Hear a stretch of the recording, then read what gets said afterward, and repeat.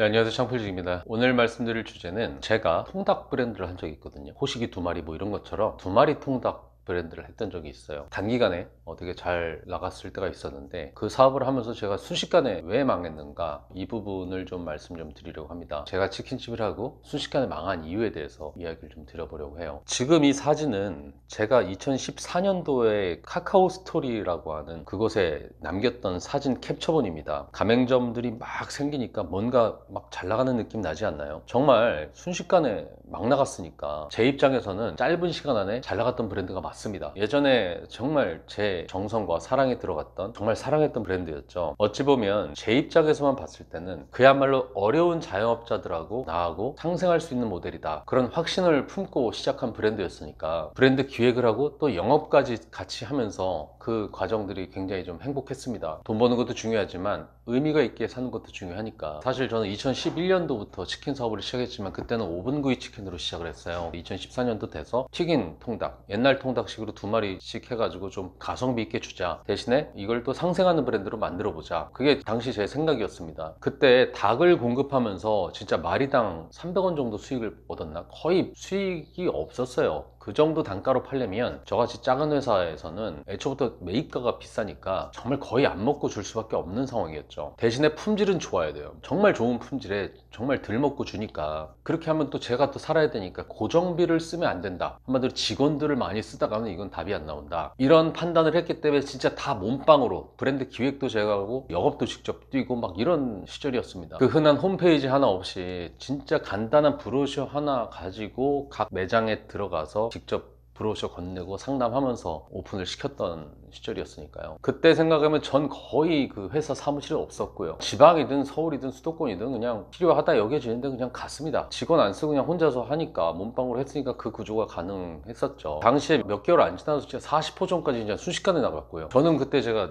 영업 천재인 줄 알았어요. 그냥 만나서 얘기하면 됐으니까, 맛있어, 싸, 돈 많이 안 들어, 대안 없어, 그러니까 할 수밖에 없었죠. 근데 그로부터 2년 후에 이 사업은 깔끔하게 망했습니다. 망한 이유 중에 가장 큰 이유는 본사인 제가 미숙하고 제가 현찮고, 어쨌든 모든 잘못은 저한테 있는 건 맞아요. 그렇지만 장사를 하는 데 있어서 뭐가 없으면 망하는지, 이렇게 제가 망한 거는 그쪽도 망했으니까 제가 망한 걸 거 아니에요. 그 부분에 대해서 얘기를 하고 싶고, 초보 창업자분들 시작 단계에서 어떤 식으로 시작하면 망할 수 있다, 이거를 좀 말씀드리고 싶습니다. 나름 테스트 매장이라고 해서 당시 남양주에 새마을 운동 좀 싼 느낌, 복고 이런 식으로다가 새마을 통닭이라는 이름으로 처음 시작을 했어요. 당시 저는 진짜 우리 같은 사람들은 없다, 메이저 브랜드들 막 한 마리 공급할 때 뭐 2, 3천 원씩 남겨 먹을 때 300원 막 그 정도 하고 소스 수익도 거의 안 보고 일단 많이 늘려놓은 다음에 수익은 그 다음 생각하자, 이런 생각으로다가 했으니까 양심적이라는 명분도 있었고요. 그것 때문에 더 신나서 했던 그런 것도 있습니다. 어쨌든 당시에 저는 사업을 굉장히 좀 활발히 했기 때문에 먹고 사는 거에 대해서는 크게 문제는 없었지만, 어쨌든 그 뒤에 미래 먹거리도 필요하니까 어쨌든 그런 상황에서 진행을 했지만, 회사가 발전하기 위해서는 본사 차원에서도 물류 체계가 좀 갖춰져야 되고 양이 좀 받쳐줘야 되고, 또 통닭이라는 대중적인 메뉴로다가 많이 좀 출점을 좀 하자, 뭐 이런 생각이었는데, 일단 생각이 이런 거죠. 소상공인들이 먹고 살려면 일단 매출이 높아야 돼. 그러면 싸게 많이 팔아야 돼. 한마디로 가성비가 중요해, 이런 생각을 했던 거고요. 그러려면 원재료를 싸게 줘야 돼. 투자 금액도 높으면 안 돼. 그리고 시설 부분도 기존의 시설 최대한도로 살려가지고 투자금 회수가 빨라야 되니까 시설 쪽으로다 너무 비중을 두면 안 돼. 그러려면은 본사도 수익이 없으니까 본사도 고정비가 높으면 안 돼. 직원들을 더 쓰면 안 돼. 마케팅 광고 비용 예전처럼 하던 것처럼 하면 안 돼. 그러려면 몸빵으로 움직여야 돼. 월급 안 줘도 되는 내가 움직이면은 괜찮아,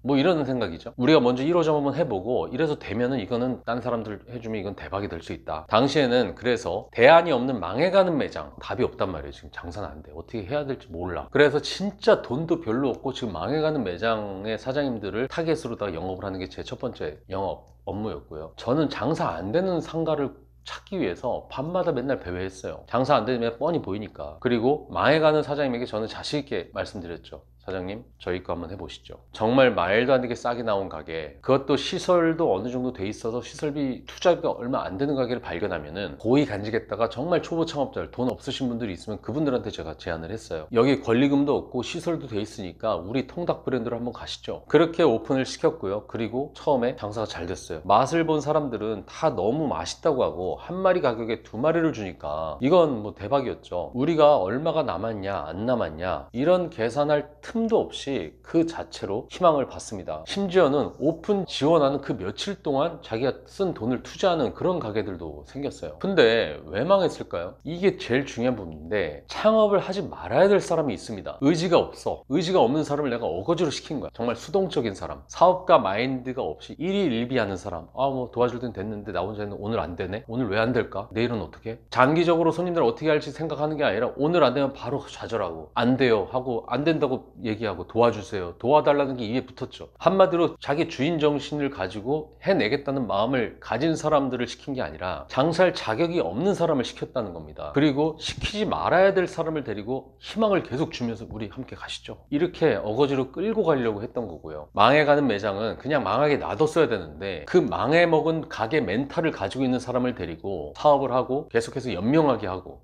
이렇게 싸게 어쨌든 이렇게 해줄 수 있어 감사합니다, 이런 얘기를 하는 게 아니라 지금 당장 진짜 돈 300, 돈 500 쓰는 것도 벌벌 떨면서 이거 나한테는 큰 돈인데 너무 아까워요, 이런 사람들을 어거지로 데리고 한 거예요. 자기 가게에 자기가 써야 될 돈 쓴 건데도, 이게 웃긴 게 자기 돈이라도 뭐 대출을 받든 뭐 누구한테 꿨든 이게 자기 돈이라도 왕창 썼으면은 쉽게 그렇게 포기도 안 하는 건데, 스포츠 프로팀들도 마찬가지잖아요. 만약에 선수를 영입하는데 들어가는 이적료, 우리 식으로 얘기하면 권리금이나 시설비, 처음에 들어가는 비용이죠. 이런 게 비싸게 들이면은 성적이 안 좋아도 그래도 최선을 다해서 기용을 해보는 건데, 헐값에 들어온 용병은 하루만 못해도 그냥 벤치로 보내버리잖아요. 그러니까 돈 별로 안 들어갔고 그렇게 많은 비중이 안 들어가니까 조금 안 된다 싶으면 그냥 바로 그냥 포기를 해버리는 거예요. 어느 날 손님한테 본사로 전화가 와요. 여기 문 닫았나요? 에? 닫았다고요? 그럼 연락을 해봐. 바로 사람 없어서 장사 못해요, 그래서 접었어요, 닫았어요. 오늘 내일은 장사 못할 것 같아요, 뭐 이렇게 닫아버리고, 레시피는 안 지켜지고, 주력 메뉴가 간장 통닭 양념인데 그 소스 아껴서 얼마나 부자 되겠다고 그거를 묻힌 듯 안 묻힌 듯 그렇게 해서 팔고, 힘들면 힘들다고 쪼로로 전화 오고, 힘들다고 해서 가서 슈퍼바이저가 도와주면 고맙다는 말 한마디 없어요. 사람 안 뽑혀요, 도와주세요. 대신 주방 땜빵해주고 가서 전단지까지 뿌리고 와요. 그때부터 징징대는 게 일이에요. 본사에서 하라는 대로 안 하고 자기들 맘대로 사입하는 건 일상이고, 매출 떨어지면 그 모든 탓은 본사 탓, 이걸 버리지도 못하고 그거 뒤치다거린다고 수익도 없는데 그냥 맨날 의미 없는 전화통화, 패배 근성에 젖은 그런 이야기들을 들으면서 매장을 방문해도 나아질 수가 없죠. 한 번 죽은 가게는, 한 번 멘탈이 무너진 가게는 다시 살린다고 그거 사라지지 않는다는 거를 그 당시에 절실히 깨달았습니다. 양심적으로 정성껏 돈 안 들이게 차려줘서 고마운 게 아니라, 돈 별로 안 들어간 가게니까 그냥 접는 것도 굉장히 쉽게 접습니다. 접었다는 말도 안 해요. 어느 날 물류 주문이 안 들어와. 그래서 전화해보면 한 일주일 전에 접었대. 초보자이고 장사를 못한 사람들이 있고, 사업가들은 그들을 성공시켜서 수익을 취하겠다는 순수한 생각으로 프랜차이즈 사업을 합니다. 하지만 아이템이 좋고 안 좋고를 떠나가지고 하면 안 되는 사람을 계속해서 시키면 저와 같은 실패를 할 수가 있어요. 그리고 스스로 장사나 사업을 하겠다는 생각을 가졌다면, 그렇게 결심한 예비 초보 창업자분들이 계시다면 제발 부탁이니까 본인 선택에 있어서 남 탓, 본사 탓 이런 거 절대로 하지 말고 진짜 내 탓이라고 생각하고 본인 사업 하십시오. 선택도 내 탓이고 무지한 것도 내 탓이에요. 아직 멀은 내 실력도 내 탓이고, 하물며 오늘 비가 와서 장사가 안 된 것도 내 탓인 겁니다. 제발 부탁이니까 새로 시작하시는 분들이라면 내 탓이라는 생각을 먼저 하고서 덤벼야 돼요. 그리고 본인들이 엄청 열심히 했고 고생했던 기억이 있기 때문에 새롭게 사업 시작하는 분들, 프랜차이즈 사업이든 전수 창업이든 뭐 물류 사업이든, 그런 분들 창풀 카페에도 정말 많죠. 그런 멋있는 대표님들, 전문가분들, 한 발 앞서서 사업으로 생각하시는 분들, 솔직히 이 영상을 찍는 이유도 그분들의 순수한 열정을 알기 때문에 제가 이런 얘기를 하는 겁니다. 제가 봐도 너무 양심적이고, 이거 이렇게 사업해서 뭐가 남아요? 이렇게 생각을 해서 얘기를 하면 그분들의 대답 굉장히 좀 자신 있는 말투로,